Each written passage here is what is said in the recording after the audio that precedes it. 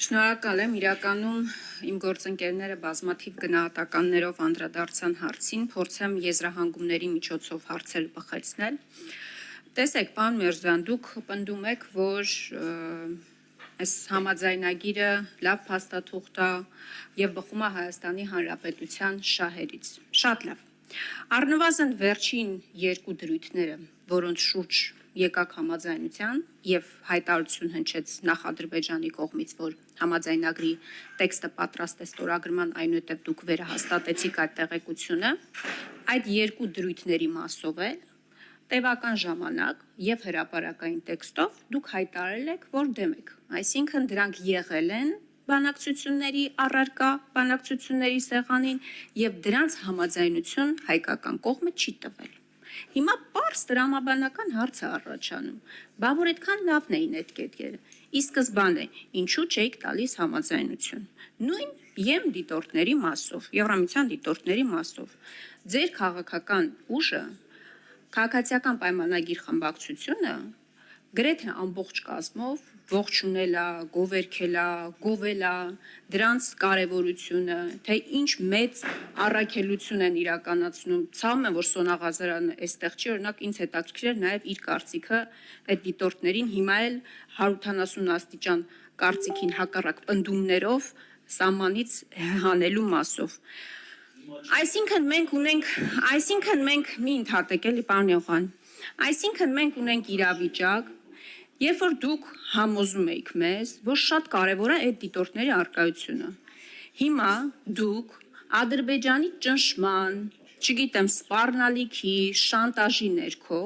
համաձայնել եք Ադրբեջանի այդ երկու եւս պահանջներին։ Եվ հիմա եկել եք մեզ, լրագրողներին, հայ հասարակությանը համոզում եք, որ մի հրաշք կետեր էին դրանք։ Հիմա նորից եմ վերաձևակերպում հարցը։ Եթե այդքան լավն էին, ի սկզբանե ինչի չէիք համաձայնում։ Այստեղ շատ խոսվեց եւ ամբողջ ընթացքում կարմիր թելի նման անցավ, ինչ է զիջում Ադրբեջանը հարցը եւ ձեր կողմից այդպես էլ չհնչեց որևէ պատասխան։ Ես ասեմ, ինչ կարող էր զիջել Ադրբեջանը, բայց որին դուք այդպես էլ չեք կարողացել հասնել։ Ճակերտավոր ինչ կարող էր զիջել, իրական դա անգամ զիջում չէր Ադրբեջանի կողմից։ Օրինակ Ադրբեջանը կարող էր իր զինված ուժերին դուրս հանել օրինակ Ջերմուկի Հայաստանի Հանրապետության օկուպացված տարածքներից։ Ես խնդրում եմ ձեր արձագանքի ժամանակ այստեղ չմեջբերեք, որ սահմանազատում դեռ չի եղել, սահմանազատումը կլինի, կհանեն եւ այլն եւ այլն եւ այլն, դեռ համաձայնության չենք եկել, այդ կետին չենք հասել։ Ջերմուկում իրավիճակը ստեղծվել է 2020 թվականի պատերազմից հետո, դա նոր իրողություն է եղել։ Եվ ձեզ նորից եմ ասում, անգամ այդ ճակերտավոր զիջմանը հասնել չի հաջողվել։ Պարոն Միրզոյան, ես շատ ուղիղ ուզում եմ ձեզ հարցնել։ Դուք ասում եք, որ մեզ այդպես էլ չհաջողվեց գերիների հարցը ներառել խաղաղության համաձայնագրի մեջ։ Ձեզ հաջողվելու է Հայաստանի Հանրապետության քաղաքացիներին վերադարձնել Հայաստանի Հանրապետություն։ Եվ մի դիտարկում էլ դաշնակցության մասով։ Առնվազն ձեր կողմից տգեղ է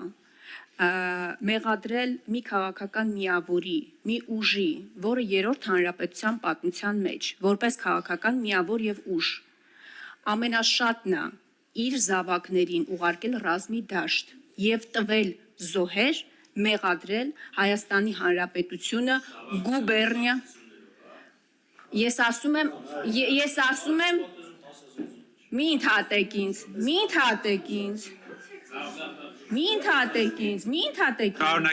Ես ասում եմ դաշնակցությունը երրորդ հանրապետության այն ուժն է, այն միավորն է քաղաքական ուշադրություն, քաղաքական ուժն է եւ միավորն է, որը ամենաշատն է իր զավակներին ուղարկել 3 պատերազմներին էլ եւ տվել զոհեր։ Ու այստեղ մանիպուլյացիա չանեք եւ չմեկնաբանեք իմ բառերը։ Եվ խոհեմությունը ենթադրում էր առնվազն խոնարհվել նրանց եւ մյուսների իշատակի առաջ։ Տիկին Խամոյան։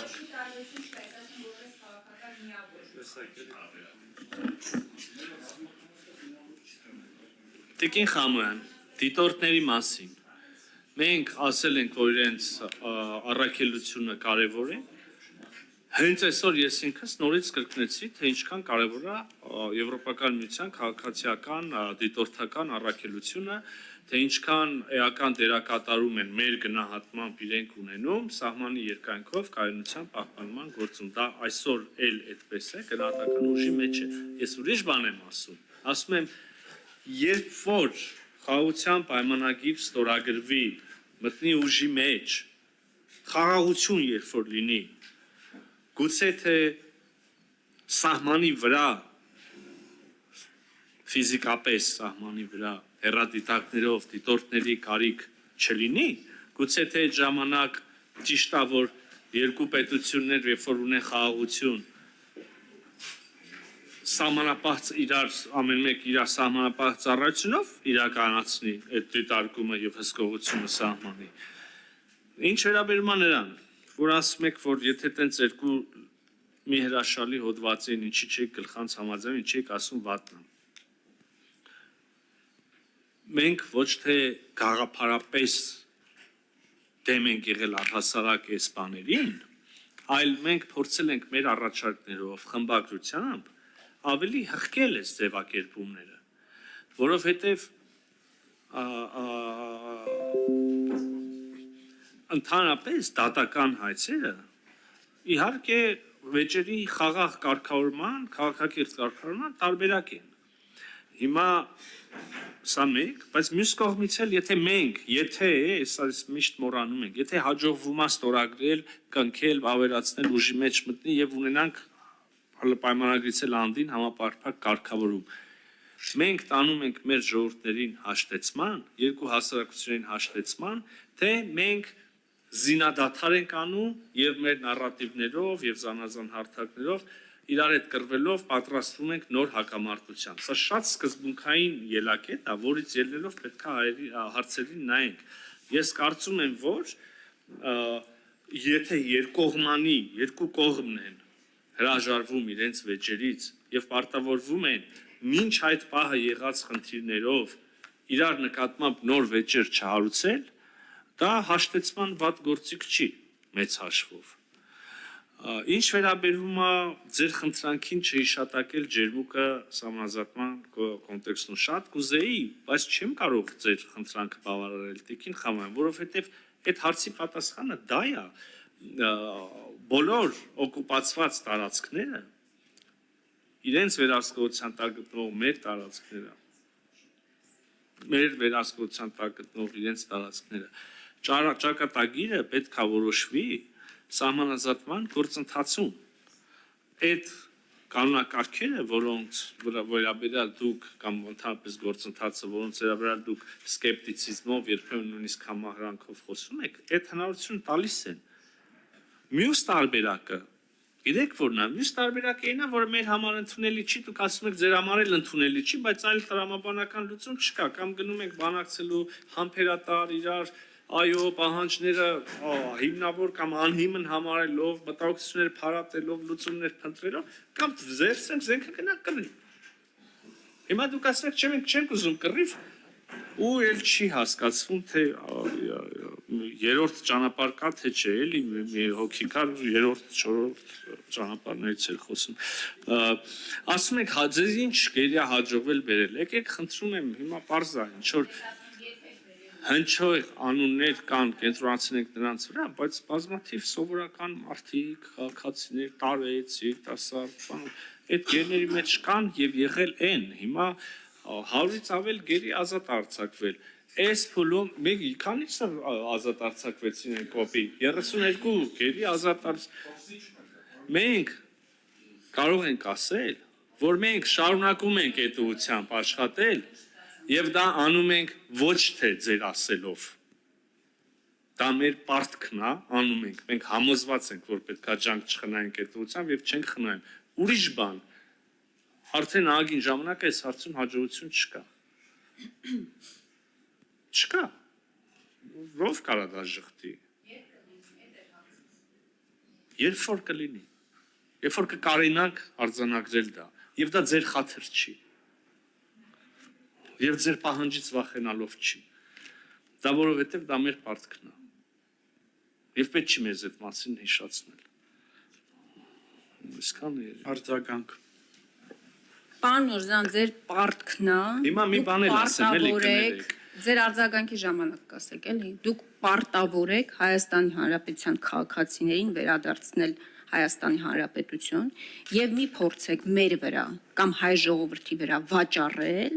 որ ձեր գործողությունների արդյունքում այն մարդիկ, ովքեր հայտնվել են Բաքվում գերության մեջ, այդ ձեզ հաջողվել է 100-ից ավել մարդու վերադարձնել Հայաստանի Հանրապետություն։ Իմ հարցը շատ հստակ էր. երբեք Հայաստանի Հանրապետության քաղաքացիներին վերադարձնելու Հայաստան։ Ես որևէ տարանջատում այդտեղ չեմ մտցնում։ Անունով է, անունով չի, հայտնի է, հայտնի չի, հացադուլի մեջ է գտնվում, հացադուլի մեջ չի գտնվում, բոլորին էր վերաբերում։ Առնվազն 23-ին։ Սա մեկ։ Եվրամիության դիտորդների մասով նորից եմ ասում, դուք եք մեզ համոզել, որ շատ կարևոր է իրենց արկայությունը սահմանին։ Դուք եք դեմ գնացել սկզբում Ադրբեջանի պահանջներին ի հակազդեցություն եւ ասել եք, որ միևնույն է իրենք պետք է տեղակայվեն այդտեղ։ Հիմա ասում եք ֆիզիկապես իրենք այդտեղ չեն լինելու, բայց մենք իրենց օրինակ կարող ենք բերել Երևան եւ իրենք ինչ որ չգիտեմ, հեռադիտակով այստեղից մշտադիտարկում իրականացնեն կամ չգիտեմ, գուցե իրենք օրինակ Երևանում գալու են ու միջազգային երաշխավորն են լինելու այդ համաձայնագրի, եթե ստորագրվի օրինակ այդ համաձայնագրի կատարման։ Ջերմուկի մասով Պարոն Միրզյան, ես ավելի մանրացնեմ այդ զիջում, ավելի իջնեմ ճակերտավոր զիջումը։ Օրինակ, զիջում կարող էր լինել Ադրբեջանի կողմից, եթե դուք միևնույն է պնդում եք, որ դա սահմանագծման շրջանակներում պետք է իրականացվի։ Բայց այդտեղից սկսեիք։ Եթե աներկբա է ձեզ համար, իսկ ձեզ համար աներկբա է, չէ՞ որ դրանք Հայաստանի Հանրապետության տարածքներ են։ Բա գոնե հասնեիք նրան, որ սահմանազատում, սահմանագծումը գոնե այդտեղից սկսեիք։